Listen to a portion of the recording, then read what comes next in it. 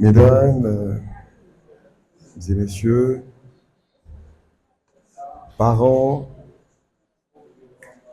distingués invités, nous sommes réunis donc l'après-midi de ce beau samedi 30 novembre Augmente le micro. C'est le maximum. pour débattre autour d'un terme sur l'immigration clandestine. Parle un peu fort. Excusez-moi, vous m'entendez? Ah, d'accord. Ça, le ciel timide comme ça aujourd'hui. Donc je disais, bienvenue à vous, chers invités, honorables invités. Vous avez fait, pour certains, vous avez fait de la route, vous êtes venus de Rabat, de Tanger, de Marrakech, pour assister à cet événement. Et juste pour cet effort que vous avez fait, je vous prie bien évidemment de vous ovationner, s'il vous plaît. Est-ce qu'on peut s'ovationner, s'il vous plaît? Donc avant d'aller plus loin, je voudrais vous présenter donc cette association qui nous réunit en ce jour, We Care International Maroc. Donc vous avez We Care International Canada qui est fondé donc en janvier 2017 donc au Canada par un groupe de bénévoles passionnés déterminés à avoir un impact positif. Et son siège se trouve à Brandon, à l'Ontario. Sa mission est d'améliorer la qualité de vie donc des personnes vivant dans les communautés marginalisées. Et vous avez plusieurs pôles. La charité. Oui, nous croyons donc à la propagation de l'amour et à l'amélioration du bien-être de ceux qui se sentent exclus. Une obligation humaine fondamentale à laquelle We Care International se tient. Et vous avez plusieurs initiatives caritatives. Donc la collecte et dons de nourriture, des vêtements et produits essentiels aux orphelinats, aux veuves en difficulté financière. Il y a des partenariats avec des banques alimentaires pour nourrir les sans-abri. On fournit également des vêtements chauds aux sans-abri qui, bien sûr, qui n'en ont pas, généralement. Vous avez également le pôle de l'éducation. Donc, on sait que l'éducation est un outil puissant pour briser le cycle de la pauvreté. Et c'est en ce sens-là que vous avez We Care International qui a des ateliers donc pour les nouveaux immigrants sur la préparation du travail et des compétences d'intégration. Vous avez des systèmes qui sont mis en place pour accompagner toutes ces personnes-là. Et vous avez également le pôle de l'éducation. Donc l'éducation est un outil puissant pour briser, comme je l'avais dit, le cycle. Et on peut aller sur le volet santé, où nous nous concentrons également sur les aspects qualitatifs de la santé, y compris les liens sociaux, les initiatives en matière de santé, impliquant des mesures préventives sur la santé mentale chez les personnes âgées, les nouveaux immigrants. Il y a des spectacles musicaux pour les seniors. On aide les aînés en difficulté également. Et souvent, on connecte les immigrants à des familles d'accueil. Donc, depuis notre création, nous nous sommes engagés à fournir des ressources essentielles à divers groupes, notamment les orphelins, les sans-abri, les étudiants dans le besoin, les nouveaux immigrants. Et très souvent, aujourd'hui, nous allons concentré sur les immigrants qui très souvent, lorsqu'ils arrivent dans ce pays, lorsqu'ils arrivent sur cette terre chérifienne, ayant eu l'écho que cette terre est un transit pour aller dans un Eldorado occidental, européen, certaines personnes sont prêtes à braver la mort pour aller pour un Eldorado qui très souvent n'est pas cet Eldorado que les gens ont eu à prôner dès le départ.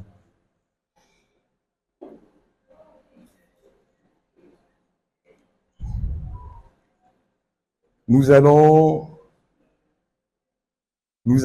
des témoignages que nous allons partager. Je ne sais pas si la régie est prête.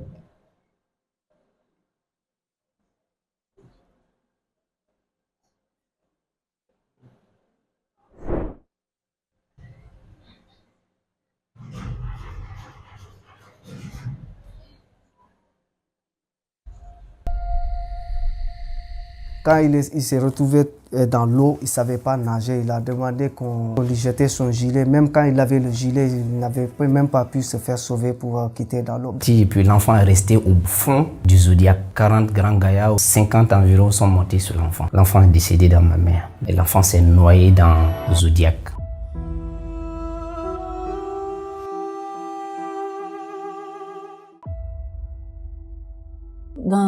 Dans un véhicule, on n'arrive pas à respirer. Il y a des gens même qui s'étouffent, il y a des gens même qui s'évanouissent. Mais nous les autres, on nous jette comme des animaux. Rentrer, eux, on bloque. L'air ne rentre pas. Vous êtes dedans, vous ne voyez pas, vous ne savez même pas où vous partez. Il y en a qui font leurs besoins sur les autres. Franchement, on nous traite comme des animaux. On va dire, et on est parti pour la première fois au bord de la mer. Et c'était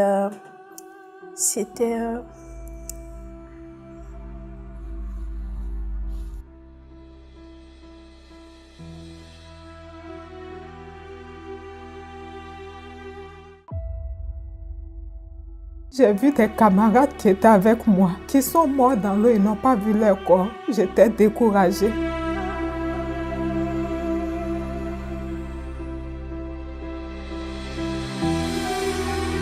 Même mon pire ennemi, je ne peux pas lui dire « Viens à l'aventure pour venir traverser l'eau ». Ici, pas là-bas. Bonjour, je m'appelle Marie, je suis de la Côte d'Ivoire et j'ai 14 ans. Je vis au Maroc.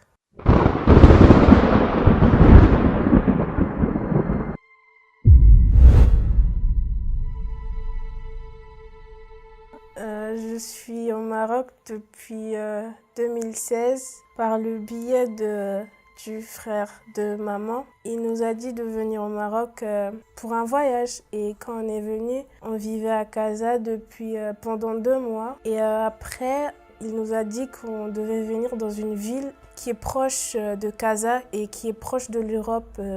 De là, on allait partir. Et on est venu à Tanger, on ne savait pas que c'était par l'eau qu'on devait passer. Et du coup, nous, on croyait que c'était juste par avion ou un truc comme ça. Et quand on est venu, on est resté pendant plein de mois avant qu'un jour, il décidait de nous mettre dans un convoi, on va dire. Et on est parti pour la première fois au bord de la mer. Et c'était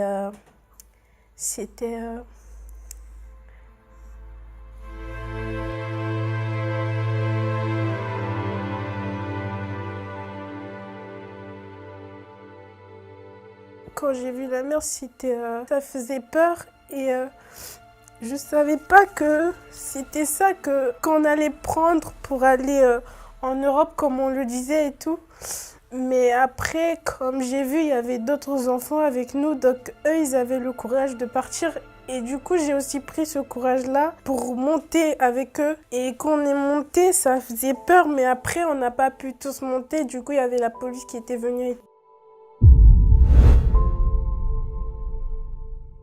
J'avais 8 ans.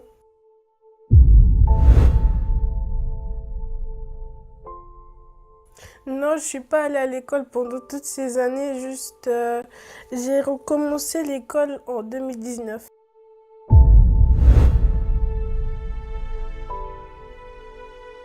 Je sais plus combien de fois on a essayé, mais ça fait beaucoup.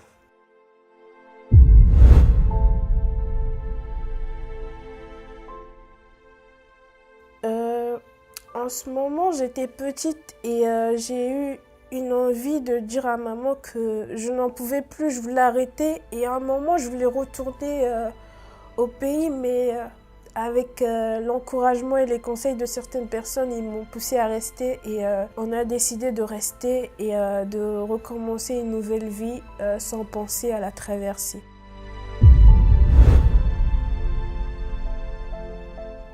Aujourd'hui, avec maman, on a décidé d'arrêter tout. On a décidé de laisser tout ce qui concernait le voyage de l'autre côté pour se focaliser sur notre vie actuelle. Et on a repris tout. Genre, j'ai repris l'école et maman, elle est là, elle a repris la vente et ça. Et je suis un peu mieux dans ma peau dans cette nouvelle vie parce que ça m'a permis de rencontrer plein de gens, au moins d'avoir des amis, de vivre une vie normale et de pratiquer ma passion qui est la musique. Dans la musique, je chante, je pratique et je mets en pratique ma voix.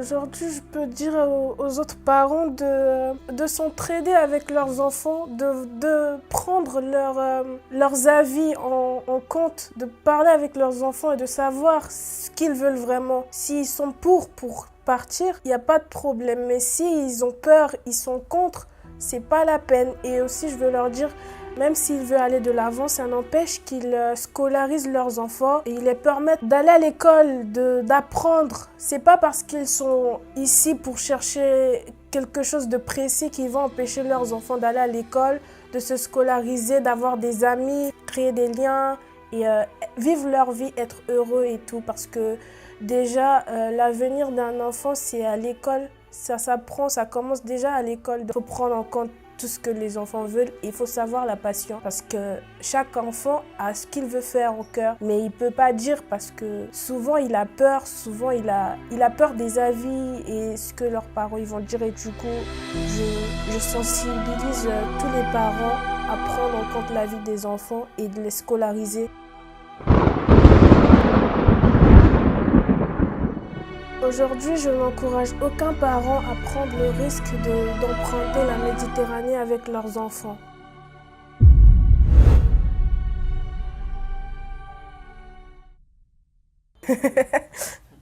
On va chanter, je sais pas. Dans un jardin d'enfants, sur un balcon des fleurs, ma vie paisible où j'entends battre tous les cœurs. Quand les nuages froncent, présagent des malheurs, que les âmes répondent au pays de nos peurs. S'il suffisait qu'on s'aime, s'il suffisait d'aimer, je ferais de ce monde rêve une éternité.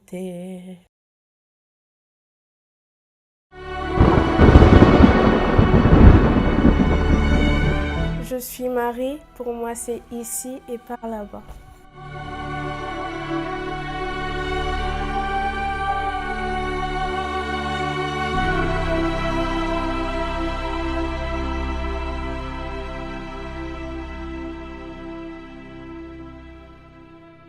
WeCare International, donc la section Maroc, s'engage aujourd'hui à pouvoir accompagner ces personnes-là.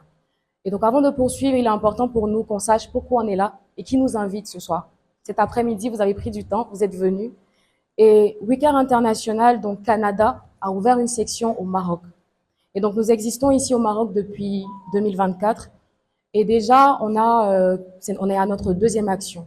Et donc la première était une action de distribution de vivres donc durant la période de Ramadan à des personnes qui sont justement dans le besoin. Et donc c'est envers ces personnes-là que WeCare International s'engage. Donc des personnes qui sont dans le besoin, des personnes qui sont nécessiteuses, qui sont venues dans ce pays-là, on va dire comme un pays de passage, pour aller vers un Eldorado, avec parfois des idées un peu perchées. Mais aujourd'hui, nous sommes là et nous nous engageons ensemble. Et on voudrait justement vous faire participer justement à cette action-là. Et nous avons une vision.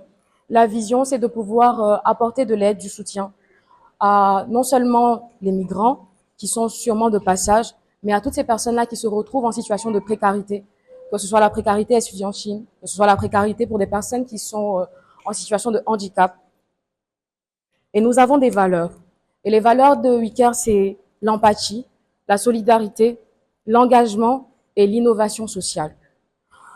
Et ensemble, nous pensons que nous pouvons apporter justement ce soutien-là, cette aide-là, en étant ensemble. Alors avant de poursuivre, on voulait justement vous faire comprendre la mission et la vision de cette association qui naît au Maroc aujourd'hui. On est à notre deuxième initiative et avant de poursuivre, il est important de pouvoir le comprendre pourquoi nous sommes là. Et donc, des autorités vont venir aujourd'hui nous enseigner, nous donner des connaissances, des ressources sur comment nous développer et nous établir dans cette nation-là, qui au final n'est pas qu'une nation de passage, mais une nation où on peut s'établir, où on peut croître. Alors, je vous prie tout humblement de pouvoir nous accorder toute votre attention pour la suite, où on aura encore des personnes qui sont chargées en compétences, en qualité, en connaissances, pour nous instruire et pour nous donner comment on peut se développer et réussir au Maroc et pouvoir être une richesse pour ce pays-là qui nous a accueillis. Merci encore. Donc, comme vous le savez, l'immigration clandestine est un phénomène qui soulève de nombreuses interrogations et nous allons donc faire défiler les intervenants pour éclairer nos lanternes. On va commencer par inviter sous vos acclamations Madame Astan Cissé, présidente des femmes ivoiriennes au Maroc. Nous invitons donc la présidente des femmes ivoiriennes.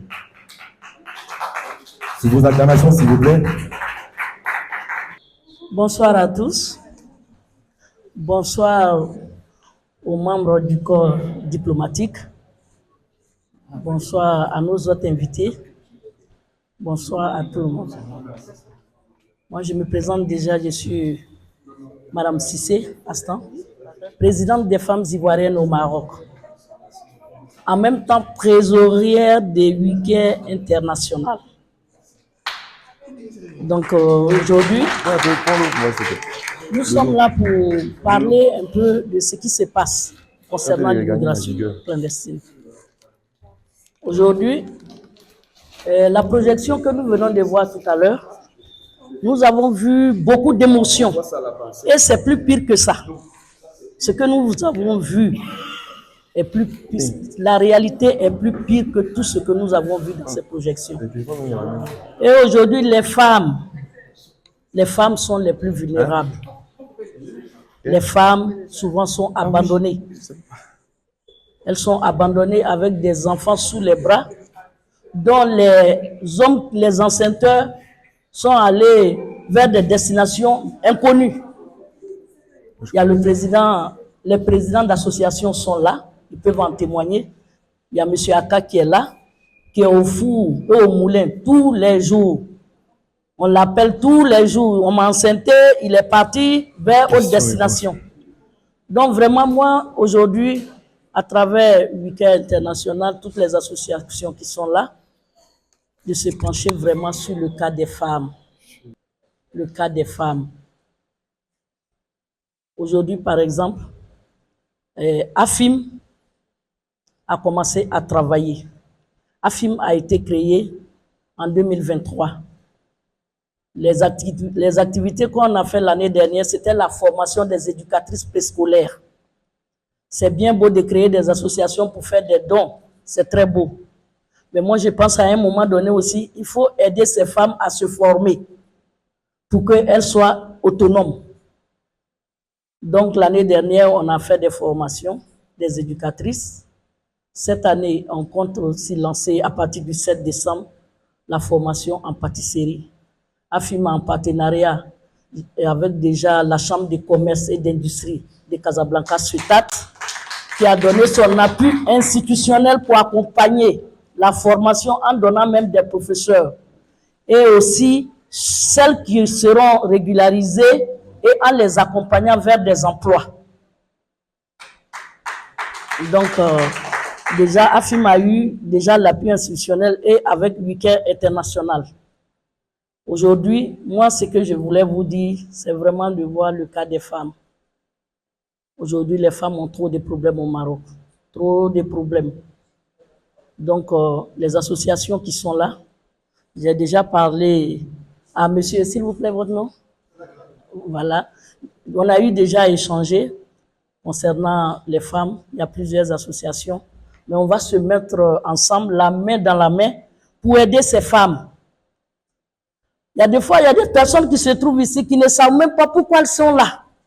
On leur dit que quand tu viens, tu prends la route, tu traverses net, tu es en Espagne. C'est arrivé ici, elles se trouvent dans la main de leurs bourreaux, qui vont les loger dans des quartiers souvent, et même souvent arrivent à bloquer leur passeport, qui n'est pas du tout normal. Et ces contrats vont jusqu'à 2 ans, 3 ans souvent. Donc vraiment, il faut que tout le monde se penche sur la question des femmes. Et à travers cette pupitre, je voulais aussi adresser un message fort à Sa Majesté, que Dieu l'assiste. Vraiment de voir la régularisation des femmes. La régularisation des femmes. Vraiment, je veux passer ce message à travers, surtout le président Diop, président de la FASAM, de se pencher vraiment sur la question pour porter nos messages vers Sa Majesté, que Dieu l'assiste, pour la régularisation de nos femmes. Elles ont déjà des formations. On continue de les former en partenariat avec Week-end International et la Chambre de commerce. Mais quand on finit de les former, il faut les insérer. Il ne suffit pas de les former. Il faut leur trouver aussi de quoi à faire pour qu'elles soient indépendantes, pour qu'elles aussi, elles gardent leur dignité. Donc, vraiment, je voulais m'arrêter là. Merci à tous d'avoir honoré de votre présence. Merci. Nous allons donc passer au président des entrepreneurs africains au Maroc. J'invite ici, bien sûr, sous vos acclamations, Monsieur Baudelaire Koné.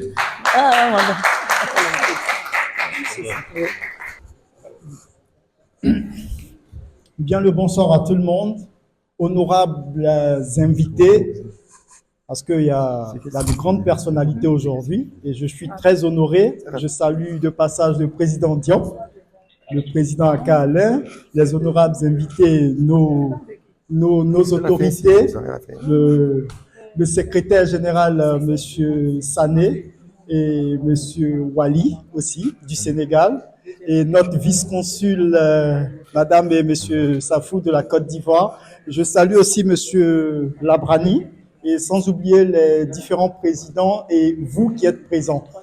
D'accord? Bref, je suis Baudelaire Koné, je suis président des entrepreneurs africains au Maroc. Nous sommes régis, pour ceux qui ne connaissent pas l'association, nous sommes régis par la Chambre de commerce d'industrie de Casablanca, CETA.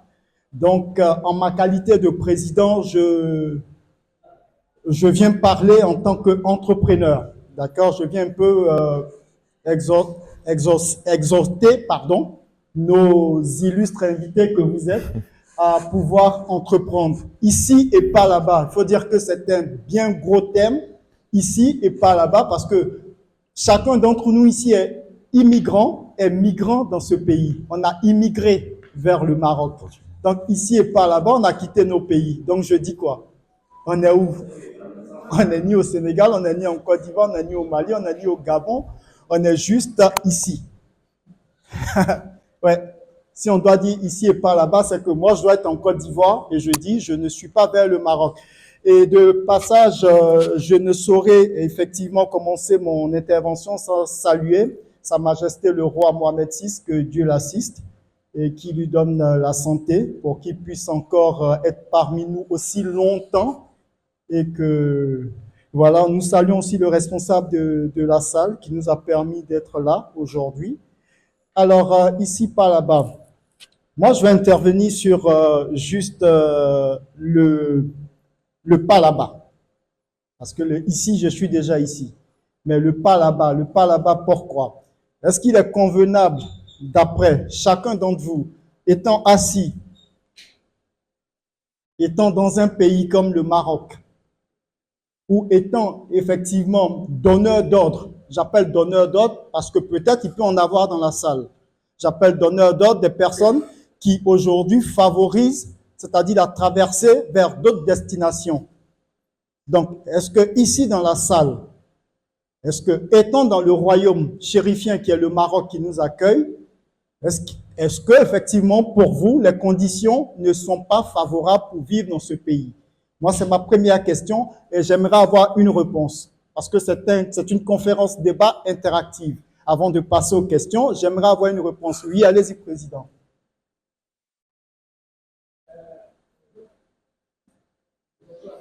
Bonjour. Je suis le président de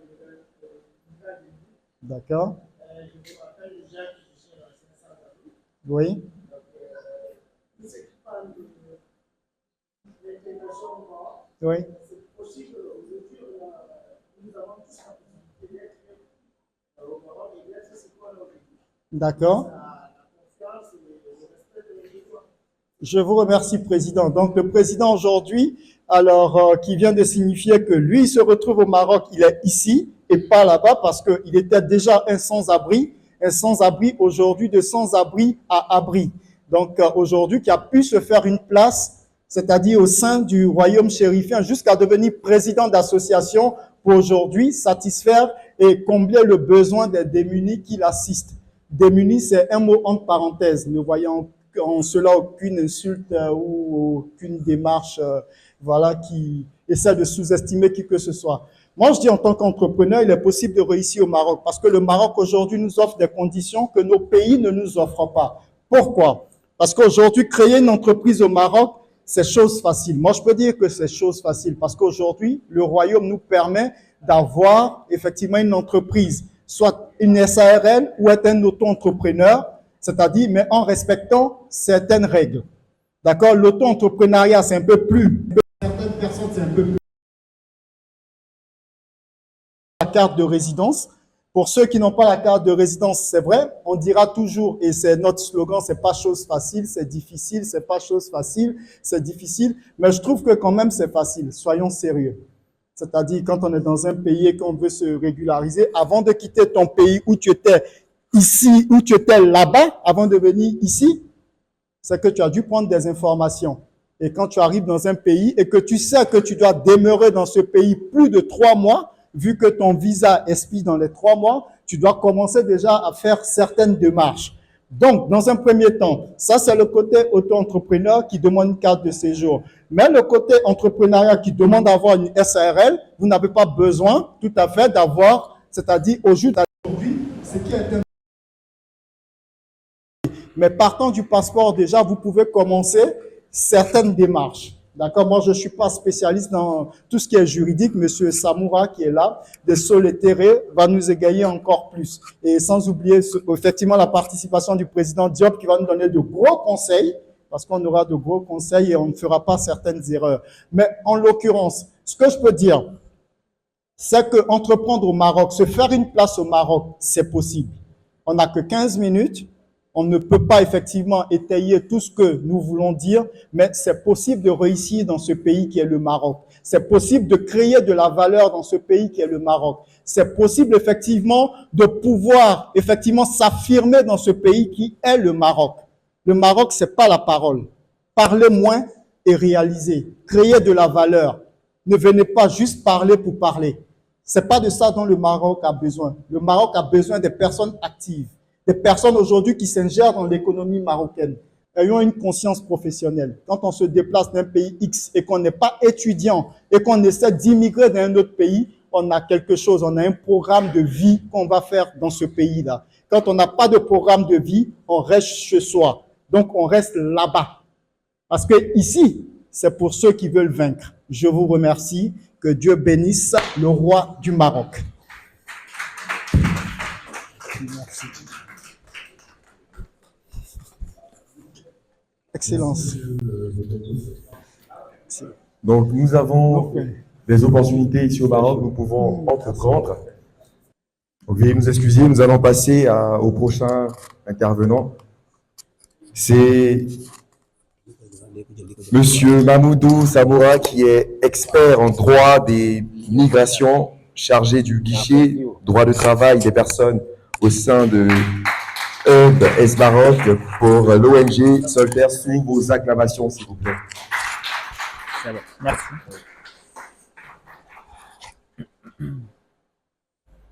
Merci. Merci.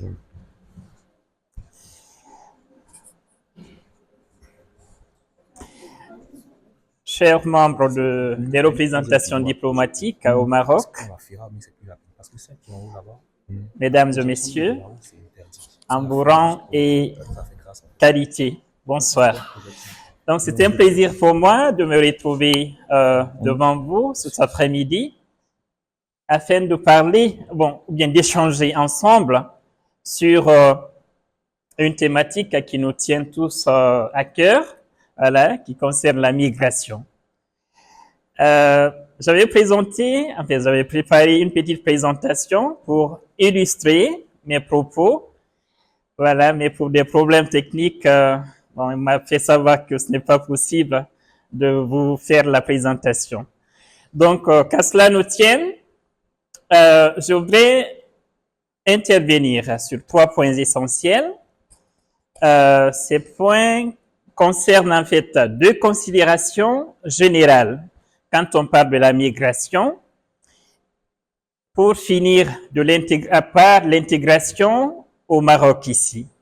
Et bien entendu, je vais profiter vous parler un peu voilà, du travail qu'on effectue au niveau du Solterre, qui est une organisation italienne qui accompagne des étrangers au Maroc ici. Alors, avant de commencer, puisqu'on parle de migration, je voudrais vous poser la question, puisqu'on est tous ici, en majorité des migrants ou bien des immigrés au Maroc, je voudrais qu'on parle un peu de la vulnérabilité. Puisque quand on se déplace d'un endroit à un autre, quelles que soient nos capacités, nos compétences, on souffre en quelque sorte d'une vulnérabilité. Alors, je voudrais savoir, parmi vous, parmi nous ici, qui est-ce qui a rencontré des difficultés en matière d'insertion au Maroc ici?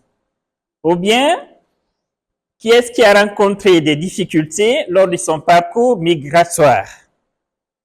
De la sortie de son pays d'origine jusqu'à son arrivée au Maroc ici ou bien dans d'autres pays? Qui est-ce qui a entrepris des activités au Maroc ici, que ce soit des activités à échec ou bien des activités, voilà, qui ont réussi? Moi, je me présente, c'est Monsieur Lagrani, natif de Casablanca. Je suis originaire des provinces du Sud. J'ai 68 ans. J'ai fait mes études au Canada en 80, en sociologie. En rentrant au Maroc, je me suis orienté vers la logistique maritime internationale avec un réseau dans la BIMCO, la Baltic International Maritime Corporation, dans le négoce international. Alors, nos chemins se sont croisés dans le domaine de la migration. Moi, je suis dans la migration depuis plusieurs années. À l'arrivée des Libyens de Muammar Kadhafi, il y avait beaucoup de Libyens qui se sont installés au Maroc et on avait assisté à ce phénomène migratoire.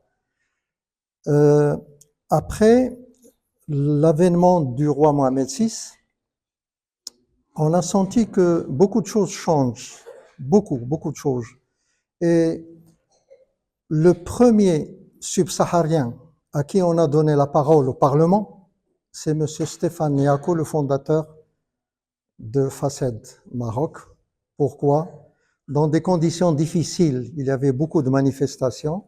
Et comme lui, il est, je crois que c'est un BT ou c'est un AB, je crois, il est redoutable, redoutable, et c'est un doctorat en droit. Et quand on lui a donné la parole devant les députés, il s'est exprimé d'une manière, moi j'étais pas présent, mais on m'a raconté. Et juste par la suite, on a vu le roi qui décide la stratégie nationale de l'intégration de l'immigration, une politique migratoire vraiment. Pourquoi? Et ça, je le dis toujours. Moi, je suis toujours content quand je viens dans ces conférences où c'est 99% des subsahariens. Pourquoi? Parce que, je le dis toujours, et Fofana Namaro, ici présente, vous êtes, enchanté, vous êtes les mieux placés pour parler de vos problèmes. Moi, avec mes compatriotes marocains, quand je vois une audience où 80% sont des Marocains et 20% des subsahariens et qui parlent des problèmes des subsahariens, ça colle pas. Ça colle vraiment, vraiment pas. Ça, donc, vous êtes les mieux placés pour parler de problèmes. Et je vais revenir sur une définition. L'ordre, c'est quoi? C'est pas organiser et prioriser. L'ordre, c'est gérer le désordre. La nature humaine, c'est le désordre. Je prends la migration. Moi, je suis coach territorial. Je voyage beaucoup en contact avec les présidents des communes. J'ai remarqué une chose. Beaucoup de subsahariens partout dans le Maroc. Et je veux vous donner une confidence. Vous savez, prendre des subsahariens du Nord et les transférer au Sud, prendre ceux du Sud, les transférer au Centre, ça c'est un phénomène mondial. Ça se passe aux États-Unis, ça se passe en France, partout dans le monde. Alors, moi c'est à la dernière minute qu'on m'a invité, c'est pour ça que j'ai pas préparé Mais je vais revenir sur le coach territorial. Vous avez un territoire. Pour moi, c'est la migration. C'est bon. Dans un territoire, il y a plusieurs acteurs. Et chacun dans sa position, il a un droit de regard sur le phénomène migratoire. Le délégué de l'enseignement, de l'éducation, lui, il a le regard, les petits natifs qui sont nés africains au Maroc, il faut les intégrer à l'école. La police ou gendarmerie, ils ont le regard sécuritaire. La culture, il a un autre regard. Alors, mon rôle, c'est, comment dirais-je, c'est la mise en dialogue de tous les acteurs du territoire de la migration. Et je peux vous dire, c'est pas facile. Pas seulement pour la migration, pour d'autres thèmes. Pourquoi c'est difficile? Je donne toujours l'exemple, je suis devant vous, un test, une table. Je mets le chiffre 6 devant moi et devant vous le chiffre 6. Moi, je vais voir ton chiffre, c'est 9, et moi, c'est 6. Et puis, on va, la querelle, le conflit. Non, c'est 9. Je vais vous dire, moi, je vais me déplacer à ta place et regardez, oui, c'est le chiffre 9 et je vais défendre ta thèse. Donc, c'est croiser les regards où il y a la difficulté. Il y a une circulaire du ministère de l'Intérieur, ça c'est avant Covid. Maintenant, elle est effective. Tous les présidents des communes au Maroc, arrondissements ou collectivités territoriales, ils ont reçu un circulaire qui stipule thématique migration. Je suis président d'une commune, j'ai gagné aux élections, je suis obligé, dans ce qu'on appelle le PAC, Programme d'action communale, d'intégrer la thématique migration budget. Ça, c'est automatique. Hein. Alors, j'étais dernièrement, concernant les femmes, j'étais à la région. On était invités à la région concernant les capacités de renforcement économique, socio-économique de la femme. Le président de la région de Casablanca, devant tout le monde, il nous a dit, on n'a pas de problème financier, l'argent, elle est là. Mais où sont les acteurs? Alors on a posé la question, le budget. Il a dit, on ne vous donne pas le budget. Vous présentez un budget et on va vous dire, on va le valider ou non. Moi, je suis beaucoup en contact avec les bailleurs de fonds, que ce soit nationaux, internationaux. L'argent est là, mais l'art et la manière d'accéder à cet argent qui est difficile. Il faut développer des références. Si vous développez des références et se faire connaître auprès de l'autorité.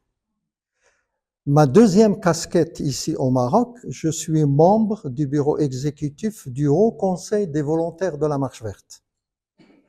La Marche verte, c'était en 75. Il y avait beaucoup d'associations. En 2005, un professeur d'anglais marocain, il a eu l'idée de créer le Haut Conseil suprême des volontaires de la Marche verte. 15 jours, il a eu le récépissé définitif.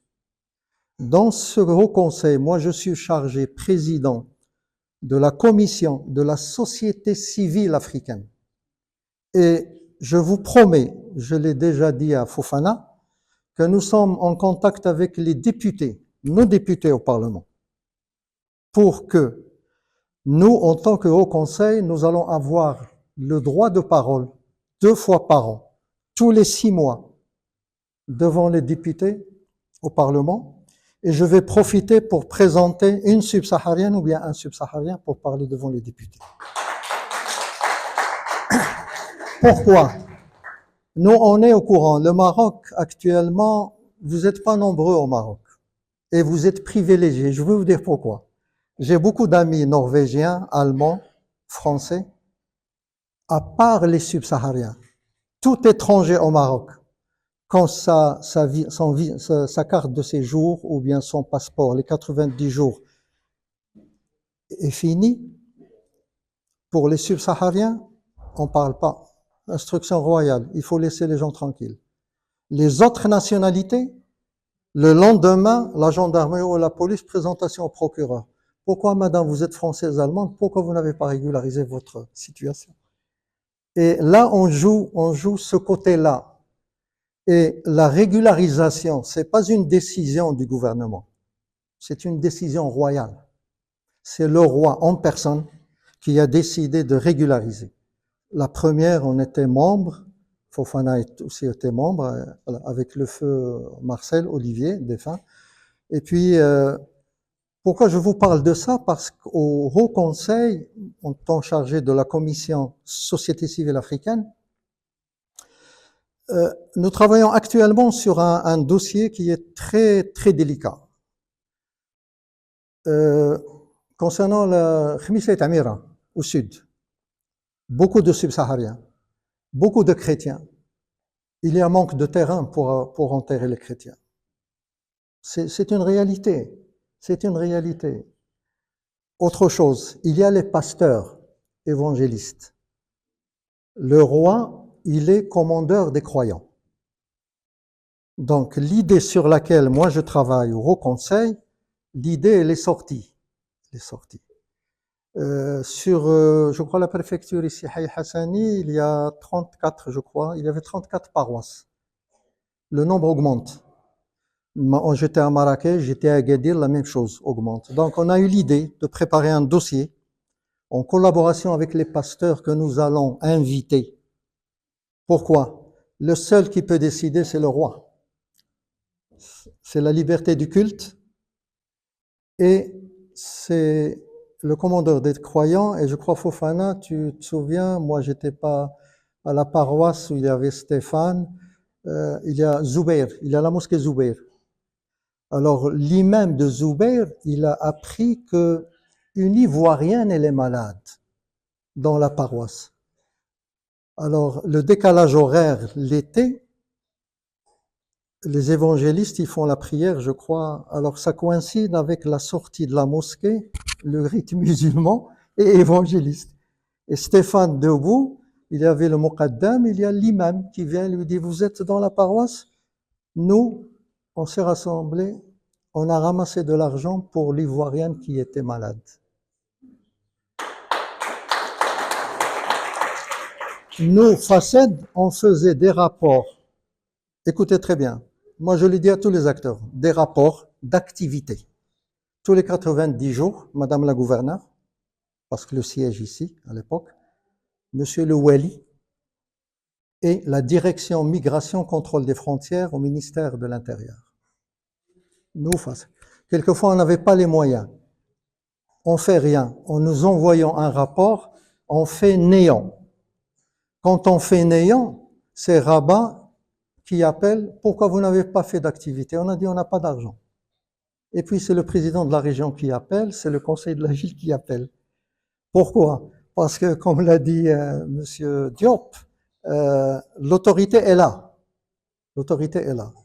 Et nous, on n'a pas peur de l'autorité parce que si vous lisez la Constitution 2011, les articles qui stipulent la liberté et la société civile, et le ministère de l'Intérieur, ils ont créé actuellement la direction des libertés publiques et de la société civile. Et l'autorité cherche des acteurs de la société civile. Je sais que les affinités entre subsahariens, moi je suis basé au Bénin, je voyage quelquefois au Bénin, bientôt je vais être entre Abidjan et Rabat, je vais être ivoirien, parce qu'on m'appelle déjà l'ivoirien. Donc voilà. Comment dirais-je, ça, elle est partie l'idée, ça va revenir de toutes les manières. Oui, pour le Haut Conseil, nous sommes en train de préparer une demande et nous aurons besoin d'une pétition que nous sommes en train de préparer de 25 000 subsahariens, majorité femmes, que nous allons déposer au cabinet royal, directement à Sa Majesté, pour la régularisation. Et quand on a préparé le dossier concernant les pasteurs, bien sûr, on consulte. Ils nous ont dit feu vert. C'est vrai. Voilà, aujourd'hui, vous n'êtes pas nombreux. 2005, moi j'étais dans des réunions en haute sphère. Il y a, dans l'avenir, lointain, pas maintenant, 5 à 10 millions de subsahariens qui vont s'installer au Maroc. 5 à 10 millions de subsahariens. Alors imaginez, vous n'êtes pas nombreux, il y a déjà des problèmes. Donc, il y a aussi autre chose. Avant Covid, le ministère, le FTIT de l'Intérieur, il a appelé tous les partis politiques. Une proposition que vous n'allez pas croire. Hein. Tous les partis politiques étaient d'accord. Les prochaines années, les migrants au Maroc régularisés peuvent se présenter candidats libres aux élections des collectivités territoriales et voter. Mais à condition, ça les migrants, je parle de tout le monde, français, anglais, tout. Ça se prépare.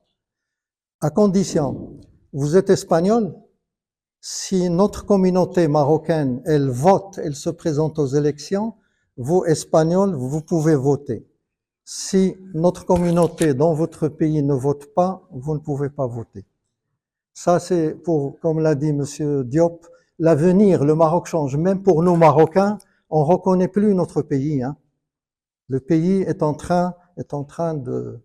je donne pour terminer une petite confidence. L'année dernière, à Abidjan, une grande réunion, vraiment les hautes sphères. Alstom était présente. Il n'y avait que des bailleurs de fonds africains. Et le projet, c'était quoi? C'était le TGV Abidjan-Casablanca. Et je termine. Je pourrais dire beaucoup de choses, mais je peux... ce que je propose, comme l'a dit Monsieur Diop, à partir d'aujourd'hui, créer un groupe de travail. Et un groupe de travail professionnel. Et moi, avec nos contacts au secrétariat du gouvernement, nous pouvons vous présenter, ça ne pose aucun problème. Parce que notre souci pour actuellement, nous, c'est le Parlement. Pourquoi le Parlement? C'est là où on crée des lois. Et si vous n'êtes pas avec les élus, parce que ce sont les représentants, l'idée dans le Haut Conseil, nous sommes en train de créer ce qu'on appelle des lobbies, un groupe de lobbies professionnels pour défendre les intérêts des migrants. Et je vous souhaite la bienvenue et je vais vous donner mes cartes de visite. Moi, je communique beaucoup, pas par téléphone, je communique par email et on est là pour s'entraider et vous pouvez compter sur nous. Et merci. Nous sommes Weekend International Maroc. Et we care qui veut dire nous prenons soin. Faut dire que nous sommes en direct avec le siège, le Canada. Donc, il y a le président Edwin qui nous suit. Et nous, au travers de ce programme que nous avons organisé, c'est vrai que nous ne pouvons pas stopper, je dirais, l'immigration clandestine. On va dire que d'un coup de bâton, de baguette magique, nous ne pouvons pas. Mais ce que nous pouvons faire, je dirais, ce sera comme, on va dire, un grain de sel dans la main. Mais c'est de jouer notre partition, parce que nous avions dit, comme notre slogan le dit, sharing is caring. Aimer, c'est partager. Et c'est ce que nous voulons partager avec vous. Merci aux différents intervenants. Nous allons tout de suite passer, parce que j'ose croire que, bien entendu, les uns et les autres ont des questions à poser. Et donc, de ce faire, je vais inviter les différents intervenants à prendre les places qui sont devant. Donc, en l'occurrence, le président Diop Abdoulaye, Monsieur Samora Mamoudou, le président Baudelaire Koné, Madame Sissé, présidente AFIM, Monsieur Lagrani, s'il vous plaît. Sachez que juste après les questions-réponses, nous aurons juste un cocktail debout et juste après les questions-réponses, ce sera le mot de fin et nous aurons un cocktail debout et nous allons nous dire au revoir. Merci. Donc, je dirais que les acteurs sont présents. Donc, si vous avez des questions, vous n'aurez qu'à lever la main. Et bien entendu, je crois qu'il y a un micro-baladeur et vos questions seront prises et bien sûr, ils se feront le plaisir de répondre à vos différentes préoccupations. Merci. Bonjour à tous. J'ai à la fois une question à poser, mais aussi une petite anecdote à raconter, parce que là, ce que nous sommes en train de faire aujourd'hui, c'est un travail de sensibilisation. Mais au-delà de ce travail de sensibilisation, je pense qu'il y a aussi un autre type de migrants. C'est-à-dire, un exemple très simple, durant, je pense, les mois derniers, au Sénégal, il y a eu toute une vague donc d'immigration qui ont quitté les côtes, comment dirais-je, de Mbour, de la région de Mbour, pour rejoindre l'Espagne. Et ces gens, malheureusement, après je pense, plus de 20 jours de recherche, on ne les a pas retrouvés.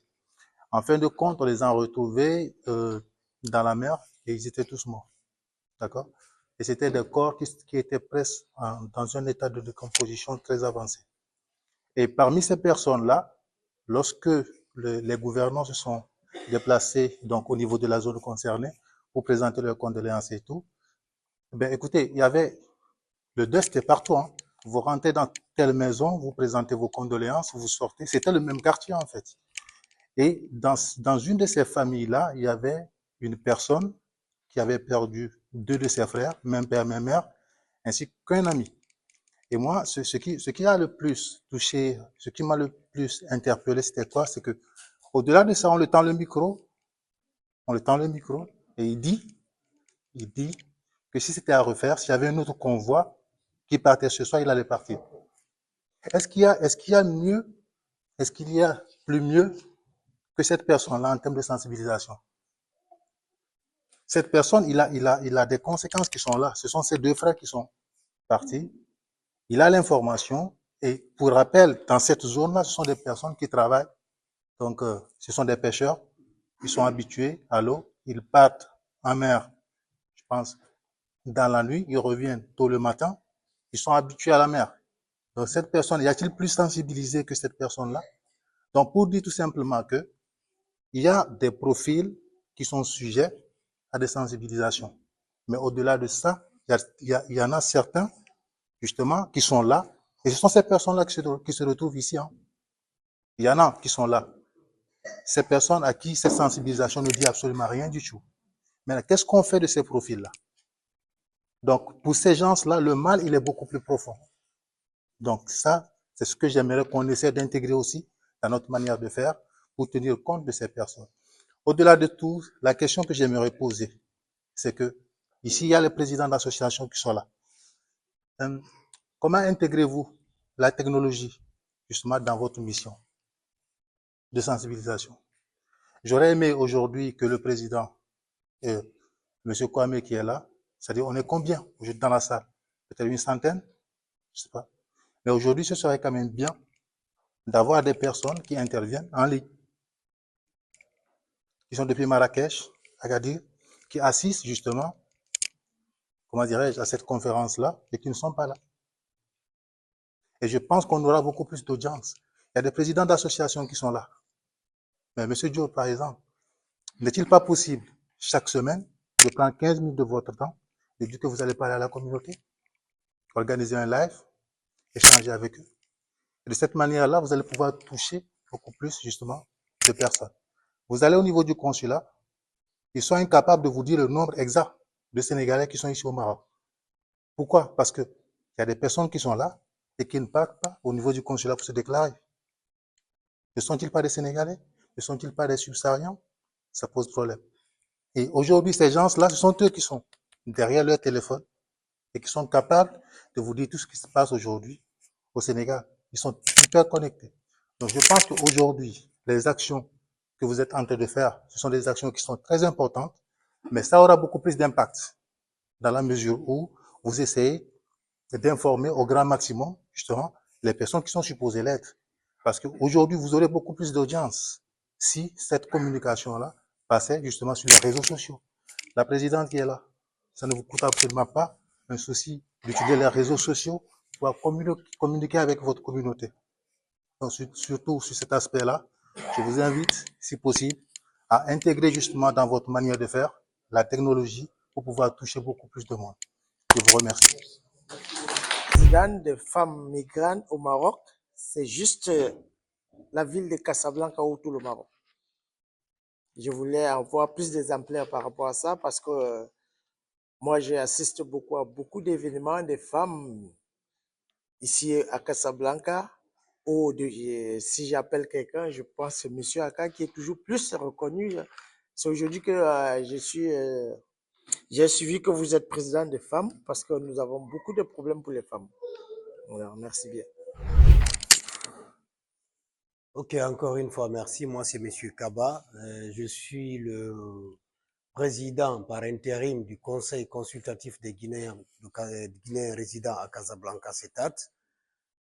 C'est toujours un honneur de participer de notre côté à des rencontres de ce genre. Et il y a lieu, par la voix de la FASAM, à laquelle j'appartiens, de remercier les organisateurs et de leur demander de continuer sur de belles initiatives comme ça. Mais encore une fois, il faut qu'au nom de mon association, que je dise merci aux intervenants. Ça a été très enrichissant. Et seulement que j'aurais bien voulu qu'en résumé, que le thème qui a été souligné dans le débat, c'est-à-dire je crois que ce sont les conséquences de l'immigration clandestine. Ça a été signalé. J'aurais bien voulu que pour la compréhension de tous ceux qui sont là, qu'on fasse un résumé entre lignes de quelques mots pour dire voilà quelles sont les conséquences de l'immigration clandestine, voilà ce que ça vous pose, voilà ce que ça vous pose en grand résumé. C'est-à-dire à travers la déshumanisation, à travers même l'impact négatif que ça pose sur les générations futures, à travers la perte des vies humaines, à travers tout ce que vous savez, les accidents, parce que ceux qui traversent, par exemple, c'est Ceuta ou au mur des Barbelés, là, nous avons ici à la Gironde un foyer où vous retrouvez minimum des dizaines de pieds cassés, des gens qui sont invalides à travers seulement cette traversée-là. Donc, ce sont des éléments qu'il faut souligner et étayer pour la compréhension de tous ceux qui représentent des familles ici ou des organisations non gouvernementales que nous sommes. Donc, ça, c'était un premier aspect. L'autre aspect, vous permettez, c'est un amendement quelque part, c'est pas une question en tant que telle. Alors, de l'autre côté, c'est quoi? C'est que Monsieur le Président de la FASAM, notre Président vient de dire quelque chose, que nous devons nous rapprocher de nos autorités, mais aussi aux autorités de nous accepter. Vous permettrez, vous qui êtes dans les bureaux, vous qui êtes... nous sommes dehors, nous sommes les apprentis chauffeurs et nous prenons les criques et autres. Mais si nous ne sommes pas écoutés par vous, les conducteurs, il n'y a rien qui puisse se passer de potable. Donc cela est extrêmement important. Mais le problème de l'Africain que nous sommes, du migrant que nous sommes, si vous voulez, de l'expatrié que nous sommes, c'est que c'est la coordination. Aujourd'hui, toutes les organisations devraient militer dans la FASAM.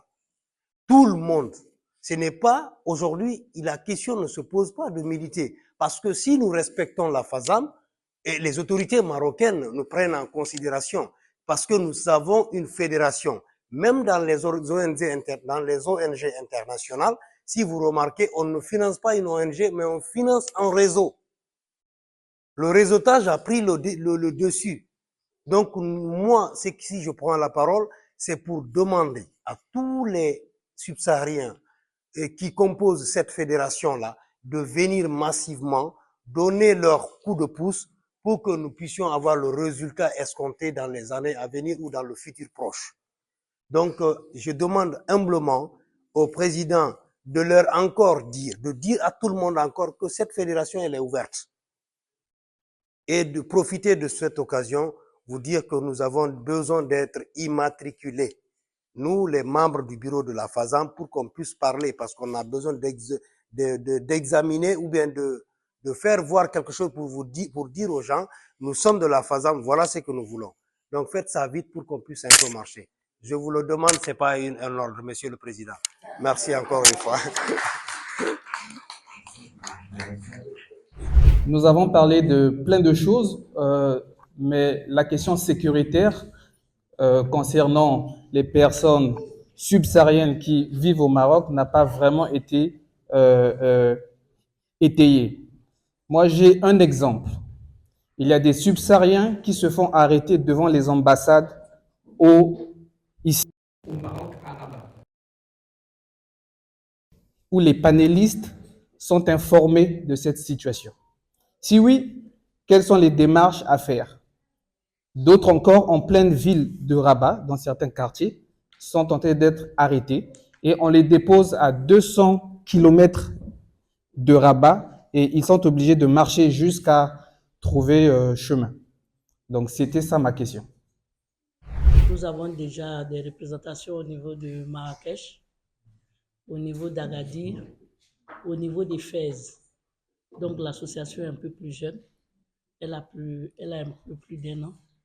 Elle a été créée sous l'égide de M. Aka, ici présent, voilà, qui a assisté à la création du début jusqu'à la fin. Donc, c'est à partir du mois de mars dernier qu'on a commencé les formations avec la Maison des Jeunes, avec Mme Ayat et M. Jamal.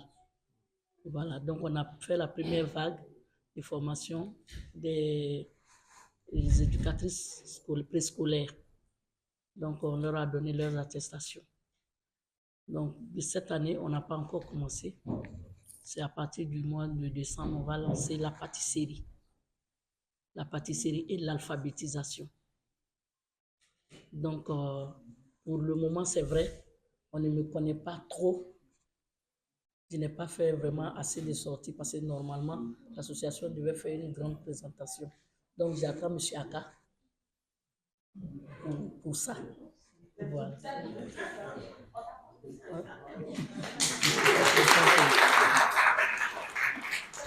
Très bien, merci beaucoup pour la question. Je l'ai souligné que, comment dirais-je, qu'en l'absence de contrat de travail écrit, en fait, la relation de travail ne se mesure pas par l'écrit. D'accord? Donc, ce qui fait qu'en cas de conflit, il suffit juste de justifier la relation de travail pour que le juge considère la relation, comment dirais-je, l'employabilité de la personne en question. Donc, C'est vrai que des articles 516, 518 mettent l'accent sur la nécessité de demander le contrat de travail étranger pour le salarié étranger et l'obligation en fait de l'employeur de se préparer, de prendre en charge le rapatriement de salariés en cas de refus du contrat de travail étranger. Donc cela est stipulé dans le Code du travail, dans ces articles que j'ai mentionnés. Mais la jurisprudence marocaine reconnaît la relation de travail, même en l'absence de contrat de travail écrit. Donc, attention aux employeurs qui promettent, disons, aux salariés ou bien à des jeunes fraîchement diplômés ou bien à toute personne à la recherche de l'emploi d'être employé après une certaine période. Donc, déjà, il faut savoir que la période de stage que beaucoup d'entreprises ou sociétés mettent en avant pour prendre des étudiants ou bien des personnes fraîchement diplômées, il faut reconnaître que la législation marocaine, si je ne me trompe pas, ne reconnaît pas en fait l'appellation stage ou bien l'appellation, disons, stage pré-embauche. C'est comme on appelle ça. Si je me trompe, Monsieur Job, vous pouvez me corriger si je me trompe. Voilà. En fait, on prend en compte la période d'essai, voilà, et la suite. Donc, dès qu'on finit la période d'essai, automatiquement, on bascule vers le contrat de travail. Donc, que ça soit maintenant écrit ou pas, il suffit juste de justifier. Donc, c'est ce que je voudrais souligner à ce niveau. Maintenant, le travail que nous effectuons en matière de sensibilisation, malheureusement, dans le cadre du projet Work for Life que j'ai évoqué ici, on a ciblé la région de Rabat Salih Kenitra et de Tanger Tétouan Al-Husseima. D'accord? Donc, on ne ciblait pas la région de Casa. Donc, ça ne faisait pas partie du champ d'intervention de l'ONG. Voilà, ils sont à Rabat, Tanger, à l'Oriental, mais aussi vers Beni Mellal. Vous voyez? Maintenant, nous organisons des sessions de sensibilisation au profit des personnes à la recherche d'emploi, même au profit des jeunes entrepreneurs. Donc, pour leur expliquer les différentes procédures, voilà, en matière de recherche, en matière de démarche administrative, mais aussi en matière de droits et d'obligations, d'accord, en fonction de notre activité. Donc, qu'on soit salarié ou bien entrepreneur ou auto-entrepreneur, il y a des obligations, mais aussi des droits à respecter. Donc, nous organisons ces sessions de sensibilisation périodiquement, à distance, disons en distanciel ou en présentiel, tout comme nous assurons des permanences sur place, à Rabat et à Tanger, mais aussi à distance. Donc, malheureusement, le projet va prendre fin à la fin de cette année et nous espérons qu'il y aura une prolongation. D'accord? Et c'est l'occasion aussi de solliciter au président de la FASAM et à tous les membres de la FASAM. Voilà, c'est vrai qu'il y a des projets prévus. Voilà, maintenant, prévoir ces actions concrètes, voilà, d'assistance directe, que ce soit à travers de la FASAM, d'une manière, en fait, du haut à bas, ou bien au sein des communautés. Donc, initier ces sessions de sensibilisation, mais aussi d'accompagnement.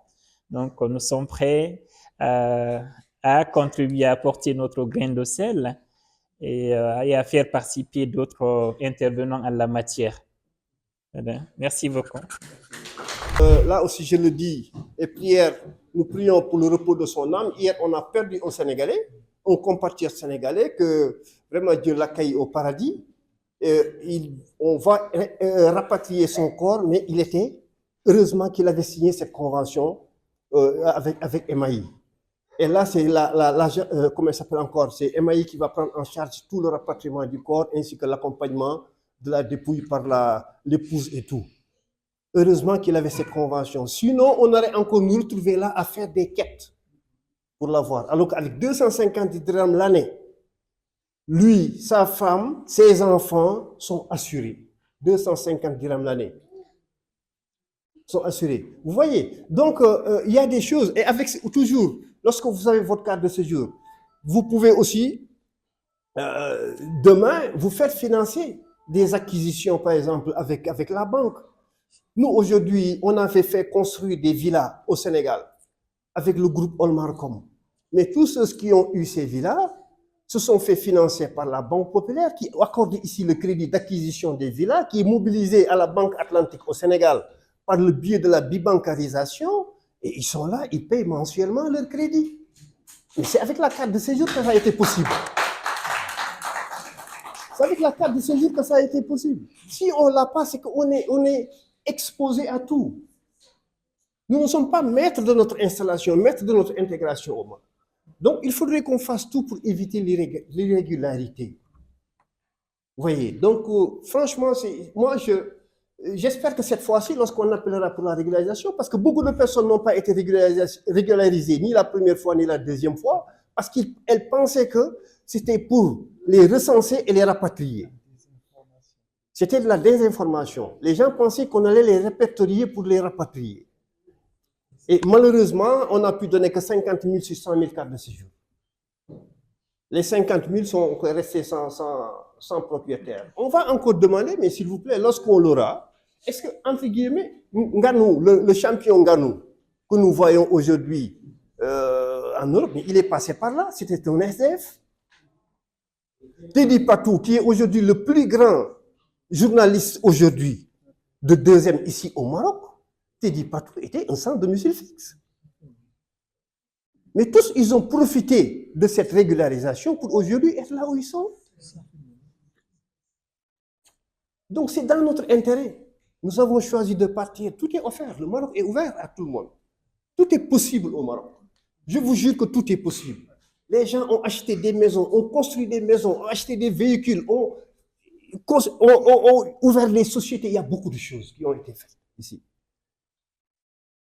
Lorsqu'il y avait des problèmes pour rapatrier des fonds, on est là. On était à l'office d'échange. Combien de fois? Le Wali nous a trouvé des rendez-vous avec le directeur général de l'office d'échange. Aujourd'hui, si moi, je peux me permettre de virer pour mon enfant qui est à l'étranger de l'argent régulièrement, mais c'est parce que cette circulaire-là, 1606 de l'office d'échange, on a pu l'avoir. Et aujourd'hui, je peux payer les études de mes enfants à l'étranger. Et ça, c'est la FASAM.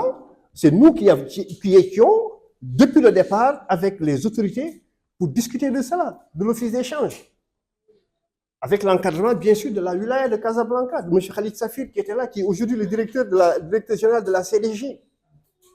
Donc tout est possible, tout est possible. Mais encore, mettons-nous ensemble, entrons dans les associations, arrêtons les fausses idées. Non, le gars, il va vivre sur nous, si je cotise ma cotisation, qu'est-ce qu'il va faire avec? Arrêtons ça. Développons la conscience, développons cette générosité entre nous. Nous, aujourd'hui, on ne fait que, franchement, en toute vérité, des fois, on s'épuise, hein, on est épuisé. Des fois, il y a Poussissé est là, hein, je le vois, mon frère, je te salue, qui a fait beaucoup de choses dans la communauté ivoirienne. Une personne que j'ai beaucoup appréciée, j'ai vu son engagement pendant le Covid et tout. Mais à la suite, après, qu'est-ce qu'on a? Une communauté qui vient parce qu'aujourd'hui, il y a une offre qui est là, et lorsque l'offre finit, tout le monde part de son côté. Le Mali est là, le président du Mali, du Sierra Leone, Guinée, je vois le Congo derrière, la Côte d'Ivoire, on est tous là, on est là. S'il vous plaît, venez dans les communautés, rentrez, c'est dans l'intérêt de tout le monde. Et essayons de travailler ensemble à ce que le Maroc nous offre, que nous puissions en bénéficier. Le Maroc nous donne tout. Le Maroc, il n'y a pas de frein, il n'y a pas de frontières. Tout ce qu'on veut avoir au Maroc, on peut l'avoir. Et tout ce qu'on veut développer avec nos pays, on peut le développer. Mais demain, si la ZLECAF ouvre, ça je le dis encore, aujourd'hui j'ai fait un post sur ça, si nous croisons les bras jusqu'à ce que la zone de libre-échange continentale africaine s'ouvre, je vous assure, il ne nous restera que les yeux pour pleurer. Je vous assure. Parce que nos États ne sont pas préparés à l'industrialisation, pour exporter, pour pouvoir faire face à cela. Alors que nos États vivent d'impôts, de douanes, ainsi de suite. Et quand les droits de douane, les impôts, tout sauteront, je vous assure que ce sera une autre colonisation qu'on va vivre en Afrique. Alors essayons de travailler à impacter sur nos économies.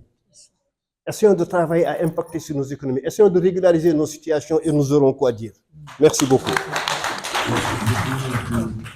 Moi, j'ai... Le ministre des Affaires étrangères, il a invité tout le corps diplomatique africain. La thématique, c'était quoi? Pourquoi vous ne donnez pas des cartes consulaires à vos compatriotes? Et c'est vrai que Rabat, actuellement, même pour des demandeurs d'asile et réfugiés, ils sont interceptés dans la station.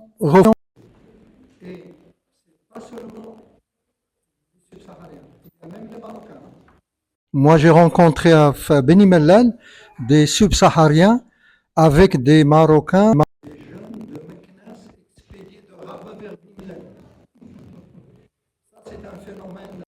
Moi, je vous dis seulement la ville de Rabat, et c'est vrai que dans certains quartiers, il y a l'embargo. Ça veut dire, tu sors après 20 heures, la police, elle te... Ça, c'est à Rabat, c'est dans certains quartiers, hein. D'autres quartiers, non.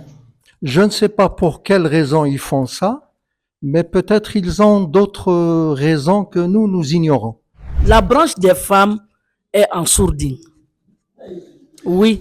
Non, mais je fais la doléance, mon grand frère. Acceptez ma doléance.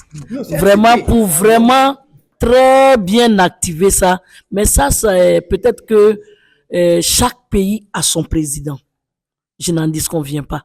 Mais cette branche des femmes sera sous la coupole du conseil d'administration. Qui va, si je m'explique un peu, je vais un peu en profondeur. Je voulais dire par exemple la représentation de à peu près chaque pays qui sera mis dans cette section, qui sera sous la coupole du conseil d'administration. Pour nous, aujourd'hui, toute la communauté subsaharienne au Maroc est aujourd'hui prise en considération. Vous savez, lorsque nous sommes partis pour la régularisation, la partie la plus sensible, parce que nous le savons, hein, nous le savons très très bien, nous avions demandé à ce que les femmes soient prioritaires au niveau de la je pense que M. Lagrani est là. Que les femmes soient prioritaires au niveau de la régularisation. Que toutes les femmes qui étaient au marché et autres soient régularisées. Ça, on en avait discuté et franchement, ça a été fait. Je vous assure que ça a été fait. On a eu, sur les 100%, on a eu 40% de femmes qui ont été régularisées parce que c'est elles qui sont 40,7%. Bonsoir tout le monde. Je m'appelle Ibrahim Hassan, deuxième secrétaire au Consulat général du Sénégal. Tout d'abord, vous transmettre les salutations de Madame la vice-consul du Consulat général du Sénégal à Casablanca, ses encouragements et féliciter l'association. Vous encourager à multiplier ces initiatives pour sensibiliser nos frères et sœurs qui viennent de nos pays, leur expliquer surtout les dangers et le thème surtout les dangers de l'immigration parce que nous subissons beaucoup plus les conséquences que les avantages de l'immigration ici au Maroc. Donc, vous encouragez à multiplier ces initiatives pour sensibiliser nos frères qui se trouvent au pays et leur dire que c'est possible au pays de réussir en tout cas. Ce n'est pas seulement en se déplaçant vers un autre pays qu'on peut réussir dans la vie. Merci beaucoup. Merci.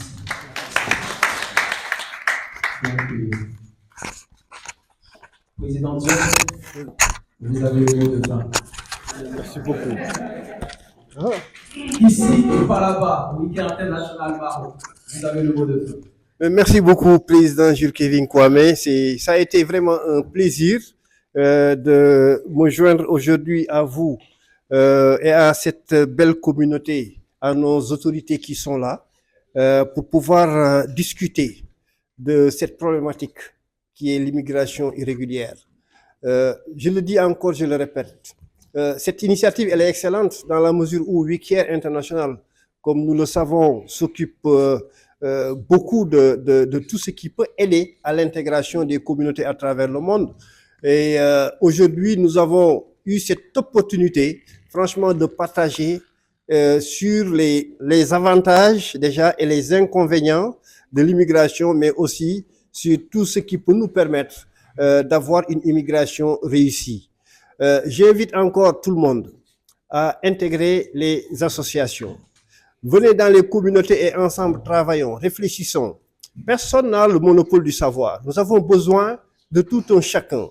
Nous avons besoin de tout le monde. Aujourd'hui, les idées, nous en avons tous. Aujourd'hui, les possibilités et les capacités, nous en avons tous. Peut-être les échelles ne sont pas les mêmes, mais si nous combinons les pensées, si nous combinons les efforts, nous pouvons aller très, très, très, très, très loin. L'Afrique à laquelle nous appartenons tous, c'est une Afrique qui a été, à mon avis, construite par d'autres, selon leur modèle. Cette Afrique-là, elle est réveillée. Cette Afrique-là, elle est debout. Et cette Afrique-là a besoin de nous pour avoir le visage que nous voulons. Seuls nous pourrons changer le visage de l'Afrique. Il n'y a que nous qui pouvons l'amener là où nous voulons que ça arrive. Ce n'est pas les autres qui vont le faire à notre place. Ils vont continuer à nous inventer des modèles, mais des modèles qui les arrangeraient. Donc, fils d'Afrique, femmes d'Afrique, levons-nous et ensemble construisons notre continent. Merci beaucoup.